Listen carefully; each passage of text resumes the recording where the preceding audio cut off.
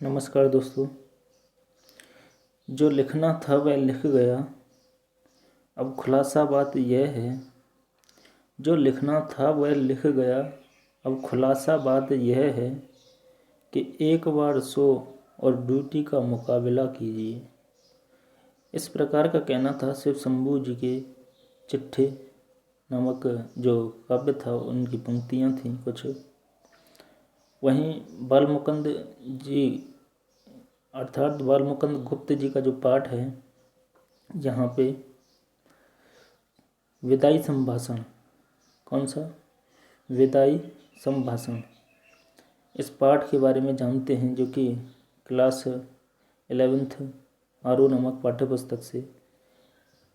और सबसे पहले जान लेते हैं बालमुकुंद गुप्त जी, जो कि इस पाठ के लेखक हैं, जो कि आपके एग्जाम्स में विभिन्न प्रकार के क्वेश्चन इन पाठों से बनते हैं।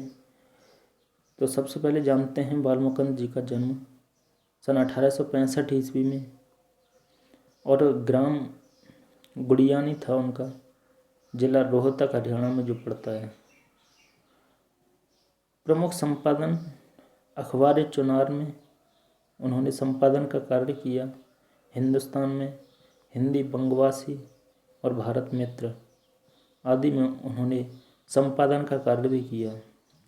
उनकी प्रमुख रचनाओं की अगर बात करते हैं, जो कि शिव शंभू के चिट्ठे बहुत ही ज़्यादा महत्वपूर्ण उनकी रचना मानी जाती है। चिट्ठे और खत, वहीं खेल और तमाशा अन्य महत्वपूर्ण रचनाएं हैं। उनकी मृत्यु 1907 ईस्वी में हुई थी। गुप्त जी की आरंभिक शिक्षा उर्दू में हुई, बाद में उन्होंने हिंदी सीखी। विधिवत शिक्षा मिडिल तक की थी, मगर स्वाध्याय से काफ़ी ज्ञान अर्जित किया उन्होंने। अपने आप को पढ़े, स्वाध्याय में से अपने आप पढ़ना कह सकते हैं, अपने आप अध्ययन किया उन्होंने। वे खड़ी बोली और आधुनिक हिंदी साहित्य को स्थापित करने वाले लेखकों में से एक थे। किसमें? खड़ी बोली और आधुनिक हिंदी साहित्य को स्थापित करने वाले लेखकों में से एक थे। उन्हें भारतेंदु युग और द्विवेदी युग के बीच की कड़ी के रूप में देखा जा सकता है। बालमुकुंद गुप्त राष्ट्रीय नव जागरण के सक्रिय पत्रकार भी रहे थे। उस दौर के अन्य पत्रकारों की तरह वे साहित्य सृजन में भी सक्रिय रहे। पत्रकारिता उनके लिए स्वाधीनता संग्राम का हथियार थी। यही कारण है कि उनके लेखन में निर्भीकता पूरी तरह मौजूद है। साथ ही उसमें व्यंग विनोद का भी पुट दिखाई पड़ता है। उन्होंने बांग्ला और संस्कृत की कुछ रचनाओं के अनुवाद भी किए। वे शब्दों के अद्भुत पारखी थे। पारखी मीन्स अच्छी प्रकार से परख करने वाले, अच्छी प्रकार से शब्दों से भली भांति से परिचित थे कह सकते हैं। अनिस्थिरता शब्द की शुद्धता को लेकर उन्होंने महावीर प्रसाद द्विवेदी से लंबी बहस की। इस तरह के अन्य अनेक शब्दों पर उन्होंने बहस चलाई। अर्थात एक शब्द आया था अनिस्थिरता, उस शब्द को लेकर के उन्होंने महावीर प्रसाद द्विवेदी जी से बहुत लंबी बहस की, तर्क किए। विदाई संभाषण उनकी सर्वाधिक चर्चित व्यंग कृति शिव शंभू के चिट्ठे का एक अंश यहाँ पर दिया है। यह पाठ वायसराय कर्जन, जो 1899 से 1904 एवं 1904 से 1905 ईस्वी तक 2 बार वायसराय रहे। कौन? Viceroy Lord Curzon. तो उनके शासन में भारतीयों की स्थिति का खुलासा करता है। कहने को उनके शासन काल में विकास के बहुत सारे कार्य हुए, नए नए आयोग बनाए गए, किंतु उन सब का उद्देश्य शासन में गोरों का वर्चस्व स्थापित करना एवं साथ ही इस देश के संसाधनों का अंग्रेजी के हित में सर्वोत्तम उपयोग करना था। हर स्तर पर कर्जन ने अंग्रेजों का वर्चस्व स्थापित करने की कोशिश की। अर्थात जो लॉर्ड कर्जन, जो वायसराय हुआ था, उन्होंने अंग्रेजों की ही कह सकते हैं अंग्रेजों को ज़्यादा अधिकार दिए। वे सरकारी निरंकुशता के पक्षधर थे, लिहाजा प्रेस की स्वतंत्रता पर उन्होंने प्रतिबंध लगा दिया। अंततः कौशल में मनपसंद अंग्रेज सदस्य नियुक्त करवाने के मुद्दे पर उन्हें देश विदेश दोनों जगहों पर नीचा देखना पड़ा था। क्षुब्ध होकर उन्होंने इस्तीफा दे दिया। और वापस इंग्लैंड चली गई। पाठ में भारतीयों की बेबसी, दुख और लाचारी को व्यंग्यात्मक ढंग से लॉर्ड कर्जन की लाचारी से जोड़ने की कोशिश की गई है। अर्थात इस पाठ में भारतीयों की बेबसी दिखाई देगी, दुख दिखाई देगा और लाचारी, जो कि किससे जोड़ा गया है? लॉर्ड कर्जन की लाचारी से। साथ ही यह दिखाने की कोशिश की गई है कि शासन के आदताई रूप से हर किसी को कष्ट होता है, चाहे वह सामान्य जनता हो या फिर लॉर्ड कर्जन जैसा वायसराय ही क्यों न हो। उस समय लिखा गया गद्य का एक नमूना है कि जब प्रेस पर पाबंदी का दौर चल रहा था, ऐसी स्थिति में विनोद प्रियता, चुलबुलापन, संजीदगी, नवीन भाषा प्रयोग एवं रवानगी के साथ ही यह एक साहसिक गद्य का भी नमूना है। बात करते हैं विदाई संभाषण, जो कि शिव शंभू के चिट्ठी नामक पाठ से कुछ अंश यहाँ पर इस पाठ में दिखाई देंगे, जो कि लॉर्ड कर्जन की लाचारी को और भारतीयों की लाचारी को एक तुलनात्मक रूप में दिखाया गया है। किस प्रकार से कि बात चलती है कि माय लॉर्ड, अंत को आपके शासनकाल का इस देश में अंत हो गया। जब आप इस देश से अलग होते हैं, इस संसार में सब बातों का अंत है। इससे आपके शासनकाल का भी अंत होता। चाहे आपकी एक बार की कल्पना के अनुसार आप यहाँ के चिरस्थायी वायसराय भी हो जाते, किंतु इतनी जल्दी वह समय पूरा हो जाएगा, ऐसा विचार न आपका ही था न इस देश के निवासियों का। इससे जान पड़ता है कि आपके और यहाँ के निवासियों के बीच में कोई तीसरी शक्ति और भी है, जिस पर वह यहाँ वालों का तो क्या, आपका भी काबू नहीं है। बिछड़न समय बड़ा करुणोत्पादक होता है, अर्थात दुख देने वाला होता है। आपको बिछड़ते देखकर आज हृदय में बड़ा दुख हुआ है। माय लॉर्ड, आपके दूसरी बार इस देश में आने से भारतवासी किसी प्रकार प्रसन्न न थे। अर्थात दूसरी बार वो कब आए? पहली बार तो आए 1899 से 1904 ईस्वी तक, उसके बाद 1904 से 1905 ईस्वी। तो वे यही चाहते थे कि आप फिर ना आवें, पर आप आए और उससे यहाँ के लोग बहुत ही दुखित हुए। कौन आए? वायसराय, लॉर्ड कर्जन जो थे वायसराय बन कर के। तो वे दिन रात यही मानते थे कि जल्द श्रीमान यहाँ से पधारें मीन्स यहाँ से अन्यत्र राज्य करें, दूसरी जगह जाएं या पद को छोड़ दें, वायसराय के जो पद था उसको छोड़ दें। पर अहो, विस्मयादिबोधक चिन्ह का प्रयोग किया गया है कि इस प्रकार का जो होता है, क्या होता है? विस्मयादिबोधक चिन्ह कि अहो, आज आपके जाने पर हर्ष की जगह विषाद होता है। विषाद मीन्स दुख, विषाद मीन्स क्या होता है? दुख होता है। हर्ष मीन्स क्या होता है? खुशी। हर्ष का विलोम विषाद, खुशी का विलोम दुख। तो इसी से जाना कि बिछड़न समय बड़ा करुणोत्पादक होता है। अर्थात जब बिछड़ने की बारी आती है, जाने की बारी आती है, पधारने की बारी आती है, तो वह समय क्या है? करुणा को उत्पन्न करने वाला होता है, बड़ा ही दुखदायी होता है, बड़ा पवित्र, बड़ा निर्मल और बड़ा कोमल होता है। वैर भाव छूटकर शांत रस का आविर्भाव उस समय होता है। अर्थात जानकारी उस समय होती है कि माय लॉर्ड का देश देखने का इस दीन ब्राह्मण को कभी इस जन्म में सौभाग्य नहीं हुआ। अर्थात तो उसका भाग्य ही नहीं था, जो कि एक गरीब ब्राह्मण है, उसका उन्हें देखने का एक सौभाग्य प्राप्त नहीं था। इससे नहीं जानता कि वहाँ बिछड़ने के समय लोगों का क्या भाव होता है, पर इस देश के पशु पक्षियों को भी बिछड़ने के समय उदास देखा है। एक बार शिव शंभू के 2 गायें थीं। कहानी याद रखना, जो कि आपको क्वेश्चन में पूछी जाएगी कि इस कहानी के माध्यम से क्या स्पष्ट करना चाहते हैं लेखक। तो एक बार क्या होता है कि शिव शंभू के 2 गायें थीं उनमें से एक अधिक बलशाली थी या बलवाली थी और कभी कभी अपने सींगों की या टक्कर से दूसरी कमजोर गाय को गिरा देती थी। एक दिन वह टक्कर मारने वाली गाय पुरोहित को दी गई थी, अर्थात जो बलवाली गाय थी बलशाली, तो वह एक ब्राह्मण को दी गई।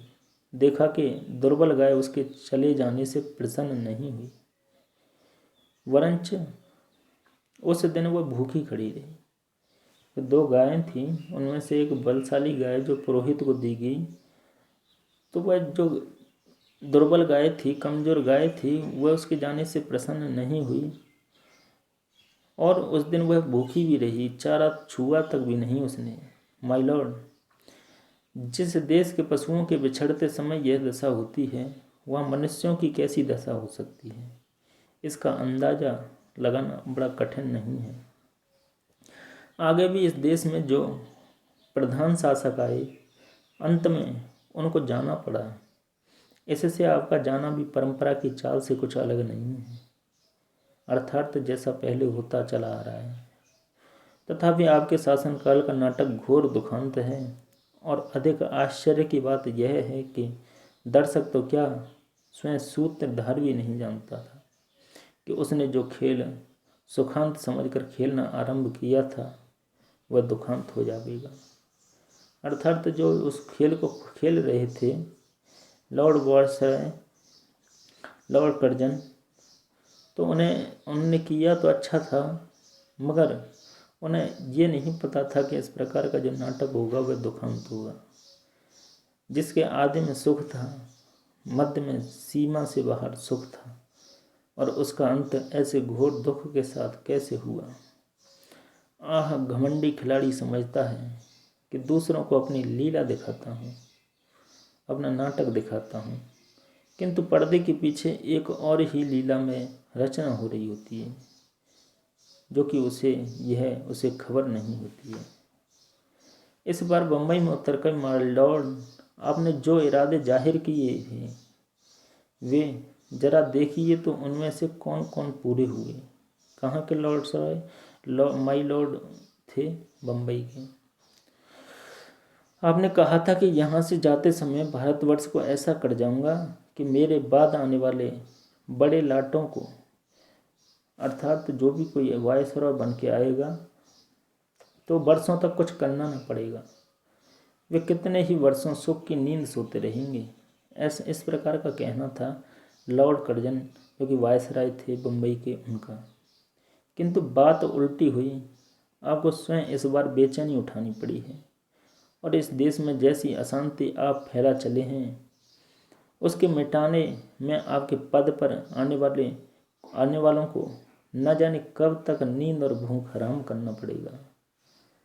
तो इस बार आपने अपना बिस्तरा, कह सकते हैं अपना बिस्तर गर्म राख पर रखा है और भारतवासियों को गर्म तवे पर पानी की बूंदों की भांति नचाया है। आप स्वयं भी खुश न हो सके और यहाँ की प्रजा को सुखी न होने दिया। इसका लोगों के चित्त में से होता है मन, लोगों के मन पर क्या प्रभाव पड़ेगा, उन्हें बड़ा ही दुख होगा। विचारिए तो क्या शान आपकी इस देश में थी और अब क्या हो गई। कितने ऊंचे होकर आप कितने नीचे गिरे। अलिफ लैला का जो अल्लाहदीन था उसने चिराग रगड़कर और अबुल हसन ने बगदाद के खलीफा की गद्दी पर आंख खोलकर वह शान ना देखी। अर्थात ये उसने उदाहरण दिए कि एक अलिफ लैला का जो अल्लादीन था उसका एक चिराग था, तो वह उस चिराग को रगड़ता था तो वह क्या गायब आदि हो जाया करता था। उसी प्रकार अबुल हसन ने बगदाद के खलीफा की गद्दी पर आंख खोलकर वह शासन न देखा था जो दिल्ली दरबार में आपने देखी। आपकी और आपकी लेडी की कुर्सी सोने की थी और आपके प्रभु महाराज के छोटे भाई और उनकी पत्नी की चांदी की। अर्थात सब तरह से आपको फायदा ही फायदा था। आप दाहिने थे वह बाएं, आप प्रथम थे वह दूसरे। इस देश में सब रईसों ने आपको सलाम पहले किया और बादशाह के भाई को पीछे। जुलूस में आपका हाथी सबसे आगे और सबसे ऊंचा था। ओहदा, चंवर, छत्र सबसे बढ़ चढ़कर थे। सारांश यह है कि ईश्वर और महाराज एडवर्ड के बाद इस देश में आप ही का एक दर्जा था। किंतु अब देखते हैं कि जंगी लाट के मुकाबले में आपने पटकनी खाई, सिर के बल नीचे आ रहे हैं। आपके स्वदेश में वही ऊंचे माने गए हैं। आपको साफ नीचा देखना पड़ा। पद त्याग की धमकी से वे ऊंचे न उठ सके। आप बहुत धीर गंभीर प्रसिद्ध थे। उस सारी धीरता गंभीरता का आपने इस बार काउंसिल में बेकानूनी कानून पास करते और कन्वोकेशन वक्रता देते समय दिवाला निकाल दिया। यह दिवाला तो इस देश में हुआ है। इधर विलायत में आपके बार बार इस्तीफा देने की धमकी ने प्रकाश कर दिया और जड़ हिल गई। अंत में वहाँ भी आपको दिवालिया होना पड़ा और धीरता गंभीरता के साथ दृढ़ता को भी तिलांजलि देनी पड़ी। इस देश के हाकिम आपकी ताल पर नाचते थे। किसकी ताल पर? वायसराय जो थे उनकी ताल पर। राजा महाराजा डोरी हिलाने से सामने हाथ बांधे हाजिर होते थे। आपके एक इशारे में प्रलय होती थी।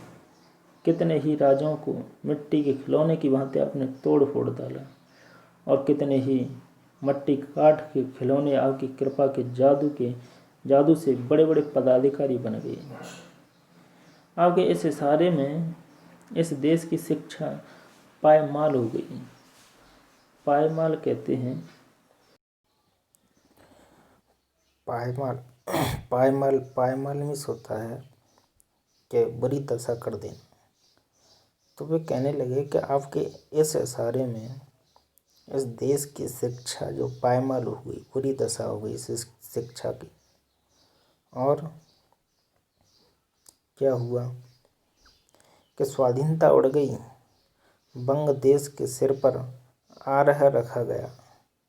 आह, इतने बड़े माइलॉर्ड का यह दर्जा हुआ कि फौजी अफसर उनके इच्छित पद पर नियत न हो सका और उनको उसी गुस्से के मारे इस्तीफा दाखिल करना पड़ा और उन्हें इस्तीफा देना पड़ा था। वह भी मंजूर हो गया।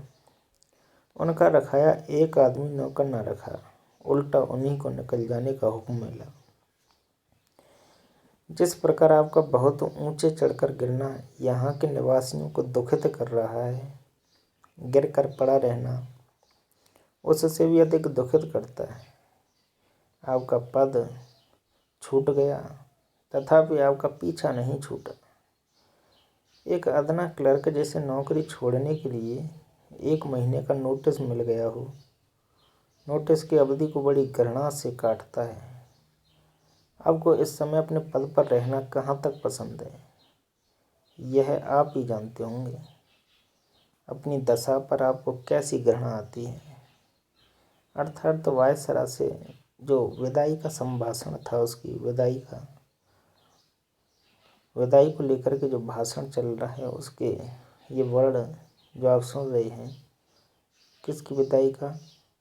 लॉर्ड कर्जन जो था बम्बई का वायसराय, जो कि 1899 ईस्वी से लेकर के 1905 ईस्वी तक 2 बार वायसराय रह चुका था। तो इस बात के जान लेने का इन देशवासियों को अवसर ही नहीं मिला, पर पतन के पीछे इतने उलझन में पड़ते उन्होंने किसी को नहीं देखा। माय लॉर्ड, एक बार अपने कामों की ओर ध्यान दीजिए। आप किस काम को आए थे और क्या कर चले?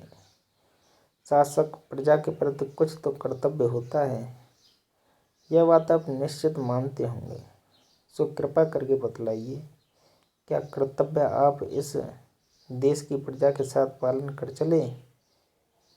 क्या आंख बंद करके मनमाने हुक्म कहते हैं आदेश चलाना और किसी की कुछ न सुनने का नाम ही शासन है? क्या प्रजा की बात पर कभी कान न देना, अर्थात प्रजा की बात को कभी सुनना ही नहीं और उसको दबाकर उसकी मर्जी के विरुद्ध जिद से सब काम किए चले जाना ही क्या शासन कहलाता है। तो उसको एक प्रकार से जब वह विदा होता है तो उसको तर्क के रूप में ये शब्द जनता से और लोगों से मिलते हैं। एक काम तो ऐसा बतलाइए जिसमें आपने जिद छोड़कर प्रजा की बात पर ध्यान दिया हो। केसर अर्थात रोमन तानाशाह जो था, जूलियस सीजर, उसके नाम से बना शब्द था केसर, जो तानाशाह जर्मन शासकों के लिए प्रयोग होता था। कौन सा शब्द? कैसर। तो क्या केसर जार, तो यह भी जूलियस सीजर से बना शब्द है, जो विशेष रूप से रूस के तानाशाह शासकों 16वीं सदी से 1917 तक के लिए प्रयुक्त होता था। इस शब्द का पहली बार बुल्गारियाई शासक 913 ईस्वी में इसके लिए प्रयोग हुआ था। वहीं नादिर शाह की बात करते हैं तो 1688 ईस्वी से 1747 ईस्वी अर्थात 1736 से 1747 तक ईरान के शाह रहे। अपने तानाशाही स्वरूप के कारण नेपोलियन ऑफ पर्सिया के नाम से भी जाने जाते थे। कौन? नादिर शाह। पानीपत के तीसरे युद्ध में अहमद शाह अब्दाली को नादिर शाह ने ही आक्रमण के लिए भेजा था।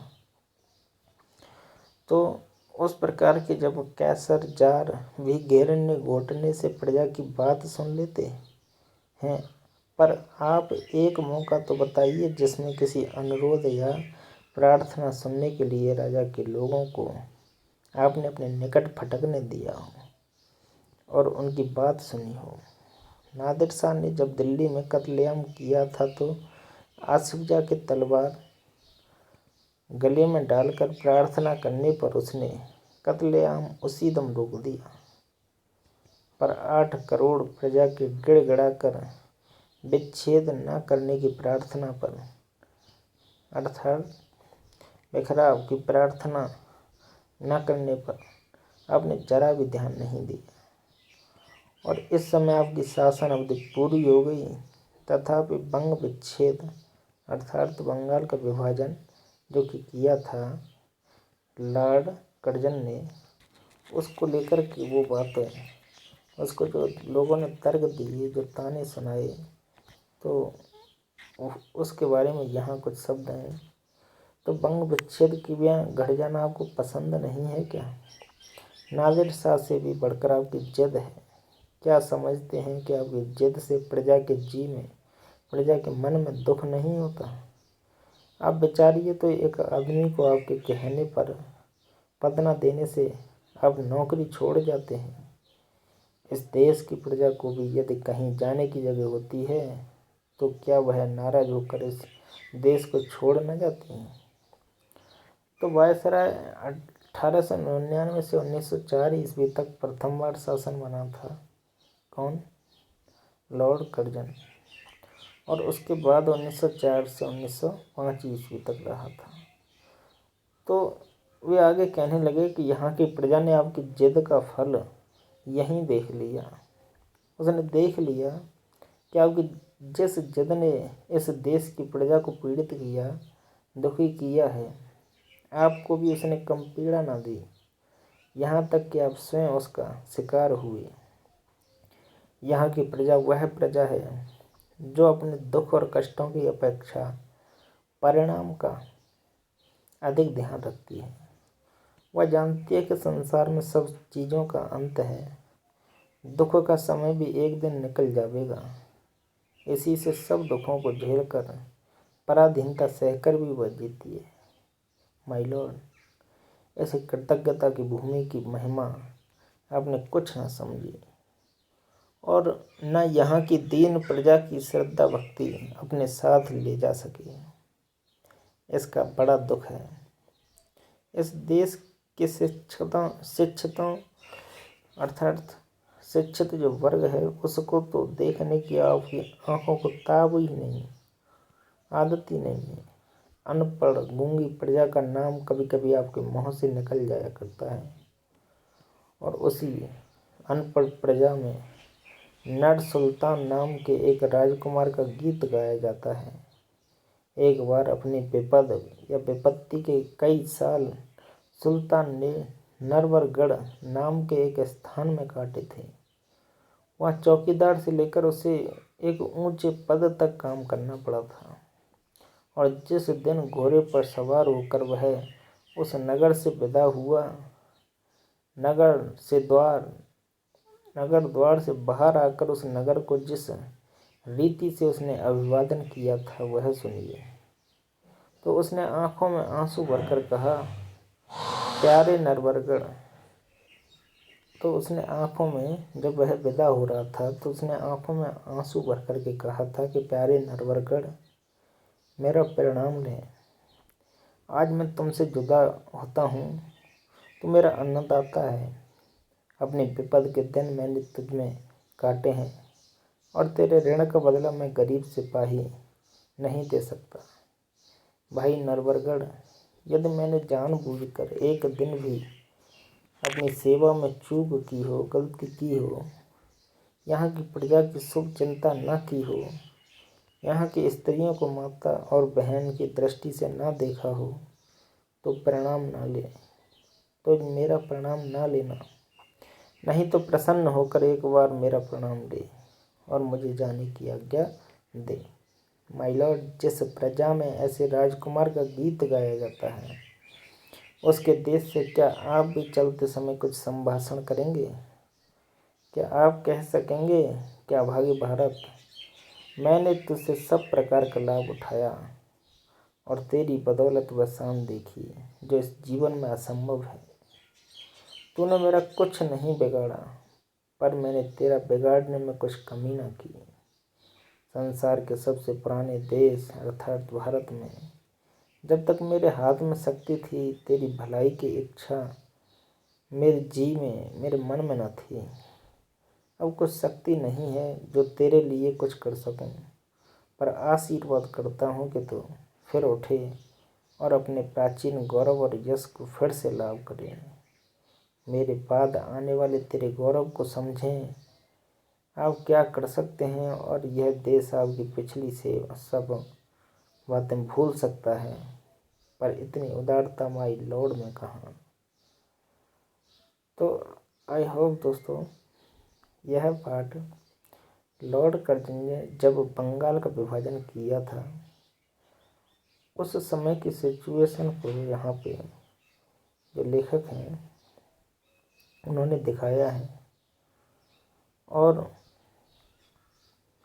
बालमुकुंद गुप्त जी ने वहाँ की जनता का जो हाल हुआ था जब बंगाल का और इंडिया का, भारत का बंटवारा हुआ था, तो उस दशा का वर्णन करते हुए इस पाठ में बहुत ही अत्यंत रोचक और सटीक, अत्यंत मार्मिक वर्णन करते हुए बालमुकुंद गुप्त जी ने इस शिव शंभू के चिट्ठी नामक अंश में तो बहुत ही ज़्यादा, लेकिन इस विदाई संभाषण में बहुत कम शब्दों में अच्छी प्रकार से दिखा दिया है। धन्यवाद।